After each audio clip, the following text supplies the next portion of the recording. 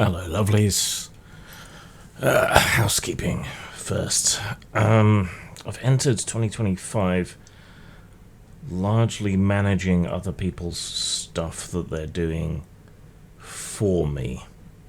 I have a great deal of discomfort with being someone's boss in any way, even freelance or otherwise, just as I have incredible discomfort with working for anybody else these days. Unfortunately, I can't do everything, and so that necessitates interacting with some people. This is something I'm trying to let go as my own capacity for work decreases somewhat.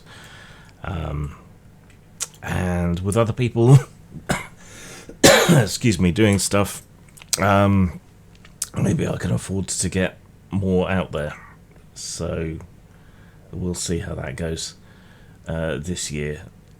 It's a lot of adventures. Yeah, I don't see the particular worth in adventures a lot of the time, but some people do, and it does keep a line alive and increases people's awareness and searchability of that line. So maybe it's worth it on that score. Plus you can sneak out a few rules updates and things in these sorts of things, and hopefully by farming it out to other people and then having oversight over it, I can create something through them a bit more useful, perhaps. Inappropriate characters will be coming back, I believe, at the end of the month. It will be me, the ever controversial Ryan David, and the pathologically neutral Tenkar of Tenkar's Tavern. So a good spread of people there, I think, providing commentary on cultural, political issues as they relate to RPGs, the RPG controversy du jour, and whatever other topics we happen to come up with. So we'll be kind of taking over as Pundit and Venger, and Ryan step away from the previous incarnation of inappropriate characters. It'll be weird going back to that. I was the kind of token Fox News liberal there for a while until I left during COVID. It'll be on Sundays, so weekends are about to get busy for me, but at least this is only once a month. So something to look forward to there, I suppose. Just a reminder, Tabletop Plus now runs on Saturday nights, so you can see us from around 12:30 in the morning UK time, half an hour after midnight. So Saturdays I'm up till 4 or 5 a.m. Much of the time. I believe tonight is our Safe for Work stream, so you can't see us on the adult streaming platforms, but you will be able to see us on X and YouTube and so on. Ronin, my old school mutant of Bushido, will be crowdfunding in March. There may be another Kickstarter for some of the Machinations adventure stuff before or after then, depending how development goes. Might try partnering with some people that are good at running Kickstarters to try and raise more money. The money will inevitably mostly probably go towards art, so that's something to look for there. As for Ronin, it's already written the supplements for the Magic and Supernatural, and the solo player stuff is what I'm working on currently. We'll have to see how much money is raised for the Kickstarter there before I figure out exactly how much I'm going to give away and how much is going to be spent on art. But again, that is the major thing the money will be raised for, and I guess to cover some of the development time as well. My video schedule on YouTube should be back to normal from next week, including the new institutions of an off-topic Tuesday and a pretentious video essay every week. Why should I let Jim Raggi have all the fun? And the other thing that I'm doing is sort of my New Year's resolution, and quick tip, you shouldn't try to change too many things all at once, but I'm trying a sort of public self-accountability of what I am accomplishing each day, to both remind myself that I'm actually accomplishing things, and to make myself publicly accountable for that. It's not dissimilar to those thankfulness diaries that people do that are supposed to be good for your mental health, but just a bit more public. Alright, on to the videos, he says after 5 minutes of waffling. On my 2024 retrospective, Mike Crofant says, I think you're awesome, Jim. I don't have to agree 100% with someone to be friends with someone, enjoy their projects, etc. Thank you for all your hard work over the years. Also, my experience with visual artists in local music has been generally negative. I'm glad someone with a platform can actually admit how flaky IRL artists can be. Well, thank you for the kind words. It's not that I'm trying to do artists down, because they are flaky, but so are writers, and I'm a writer. So I think artists in any medium can be extremely flaky, but it's just something seems to have shifted over the past few years to the point where it has become virtually impossible to hire people in the way that I used to, and to help people out in the way that I used to, and I hate that for everyone. It's yet another barrier that people in creative fields really don't need. But yeah, flakiness and unreliability it's also a problem. Let's not pretend it isn't. Shinotsky said traditional publishing left men behind a long time ago. I want to clarify my comments there a bit. The publishing field is now something like 80% female, over 80% female, and I don't think it is a willful or intentional desire to exclude men or not to produce anything for men. And I do think it's a bit of a self-fulfilling prophecy to say men don't read, and then not to produce anything that men as a collective whole, in so much as such a thing could be said to exist, might want to read. So I'm not like blaming women, I'm just acknowledging a reality that exists and grappling with that reality. So I mean, if the genders were reversed in any other industry, pretty much, except the ones that no one wants to work in, this would be cause for a fuss and a serious examination in the broadsheets and on Channel 4, probably in a documentary. But because it's the way it is, it's not. So it's just acknowledging the reality and saying, look, you probably need to work around it. That's what I'm saying there. Not girl bad, girl. On the Know Your Role Rifts review isn't quite the word, retrospective review, I guess. JNLSN Family says Palladium Fantasy First Edition was the shit. Of all the incarnations of the Palladium rules set, Fantasy probably does work the best, and I remember reading through it multiple times, though I've never owned a copy. But that's only to be expected when it's basically AD&D house rules. So, yeah. But it was certainly a lot more characterful and interesting than a lot of other stuff that was out there. Matthew Topping says, absolutely damning review, but still scores 6 out of 10 as usual. Look, things have to be really bad for me to score them lower. Palladium is... and Rifts is a dinosaur in terms of a lot of its presentation and layout and so on, and in terms of its rules, But that isn't something I particularly score for, or a lot of OSR games would get much lower scores. It is a complete game. You can play it from the book, so in terms of substance, it's all there, sufficient to play. So that's what constitutes a 3. The artwork, I think, is great. I still have a little weakness for black and white art. I don't think it's as good as the Heyday, apart from the color plates, which are really good.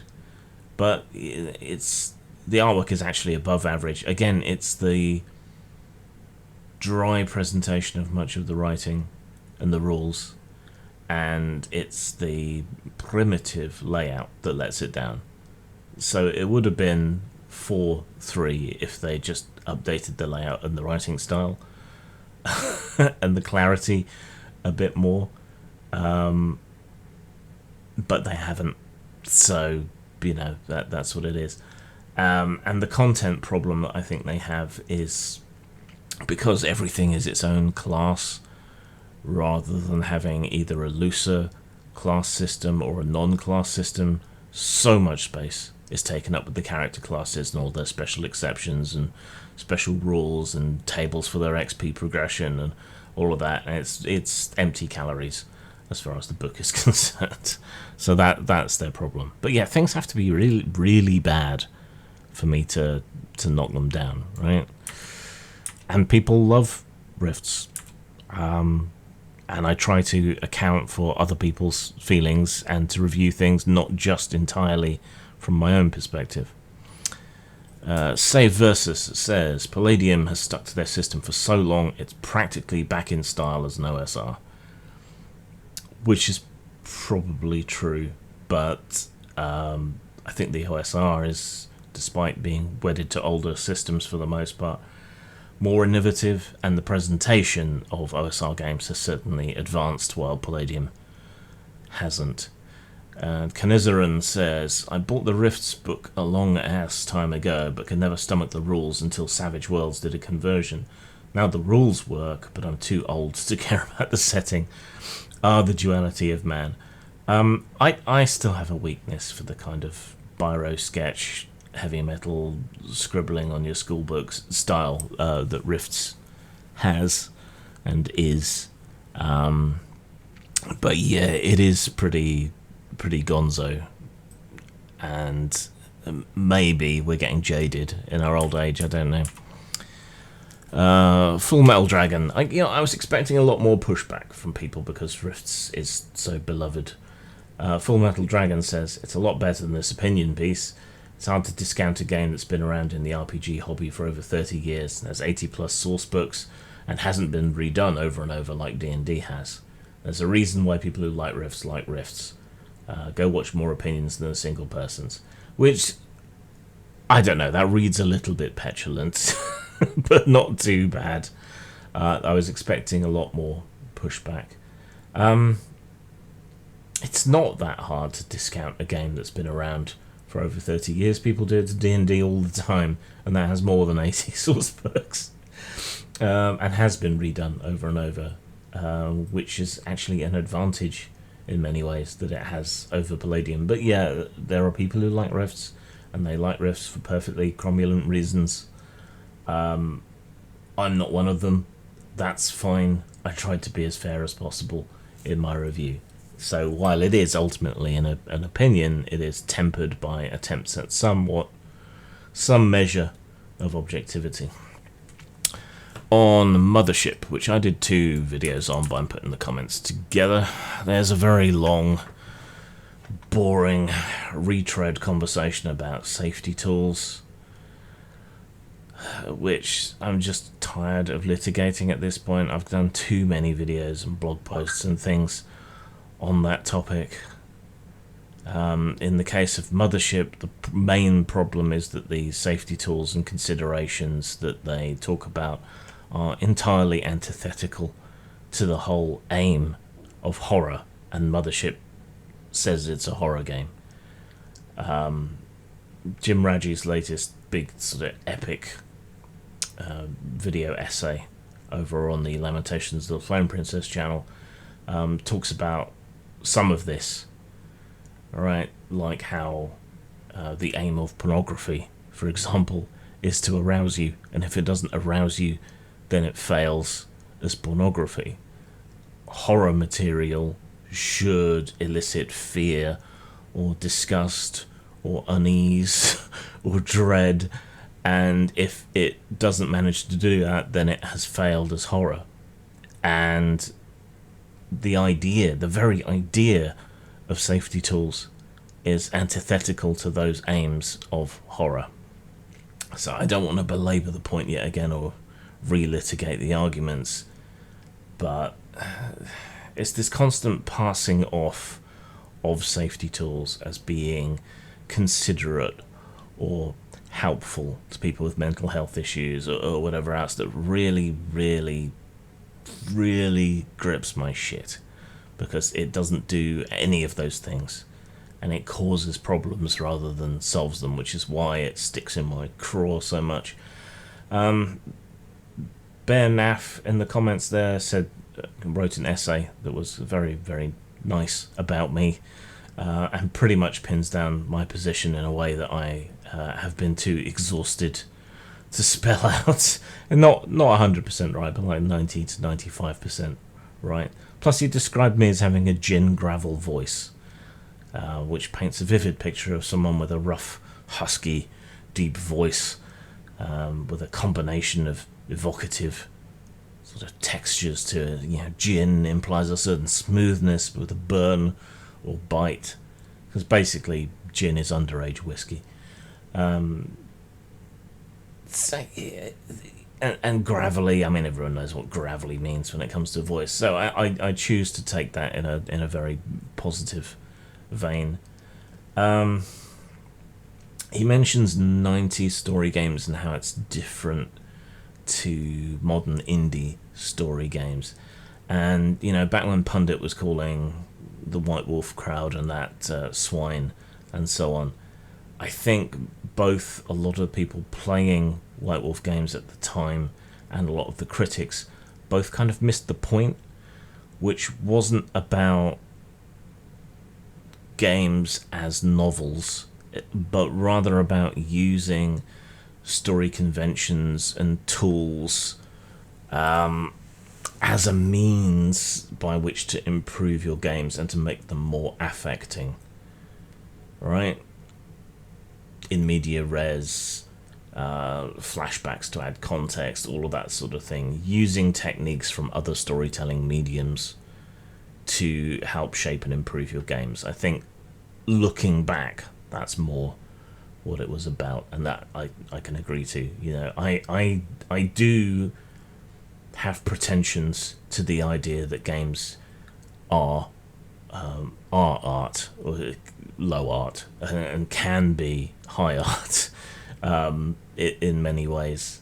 If that makes me pretentious, then so be it. But that is a big part of what this disjunct is about for me. People are so unambitious, and it depresses me. M. Gunnison says, after a few one-shots and long/short campaigns of Mothership, I do appreciate it for how easy it is to start and keep playing. Mothership, to me, sets a gold standard for minimizing prep time and streamlining prep time. I do think it comes at a cost, however. I found the stress mechanic pretty milquetoast. A player can easily hand-wave their accumulated stress until the warden or dice specifically call out a time to check for panic. Compare that to Alien, where stress dice literally influence any roll of the game, where even a point of stress is rolled. The real gem of Alien is finessing your stress, because the dice add to your pools and therefore increase your chances of success, but too much and your character becomes a liability. I am not a fan of these stress mechanics, and both Mothership and to a greater extent Alien have this issue where characters are just blitheringly incompetent, even once you start adding stress dice, and it bugs me on a game design level in ways I've tried to explain previously. On a rather ancient video about when Lauren Southern, Brittany Pettibone and Martin Selner were excluded from the UK. I'm only really talking about it because Elon Musk has decided to retweet Tommy Robinson's daft little documentary, and the right wing over here is stirring up nonsense about the grooming gangs again. So you may not remember, but those three were excluded from entering the UK due to being dangerous political activists, which they are. And they are a danger to the UK, just like Islamic extremists. And after the riots and everything that we've seen, and now the attempts to stir up another moral panic, I think that was probably the right choice. Freedom comes with responsibilities. I'm as close to a free speech absolutist as I think you can credibly get, but I do think that their actions and rhetoric are dangerous, do inspire violence. I don't think anyone can say otherwise, looking at the riots and other issues that we've had relatively recently. Also, this commenter is very confused because they say, I'm on the right politically, I hate Nazis and communists and anything like it, lumping together Nazis and communists. And this has come up again. You have to understand. Nazis, even though they called themselves socialists, weren't socialists. They were far right, hierarchical, vertical organisational structure, traditionalists in many ways. This guy is a Palestinian Christian and he should know better. I think he's had his view twisted slightly because obviously the most immediate and literal danger to him, assuming he's not a lying scumbag, is from Islamists. But and now we've had Elon retweeting Tommy's documentary, and we have people from within the right-wing parties here in the UK trying to stir up trouble over the grooming gangs scandal again, and this is another example of something that I think is right on the line of where the harm principle applies, especially post-riots, because these things are contextual, right? These extremely emotive issues that people get stirred up about before they take the time to check what the actual truth of anything is. And I see even friends of mine falling for it, and that's deeply concerning. So that's why this comment kind of stood out to me. Anyway, see you later, Zang. Fatal Highway is a set of post-apocalyptic road war rules for Fate. This is a quick set of tried and tested rules for vehicles, vehicle chases, vehicle weapons, and operating at scale. This version also contains some ideas written up for a Fate version of 45 Psychobilly Retropocalypse. This booklet is all about cars, chases, crashes, and some post-apocalyptic inspiration for those who want to play Road Warriors. You can purchase it at post-mort.com, lulu.com, and drive-through RPG.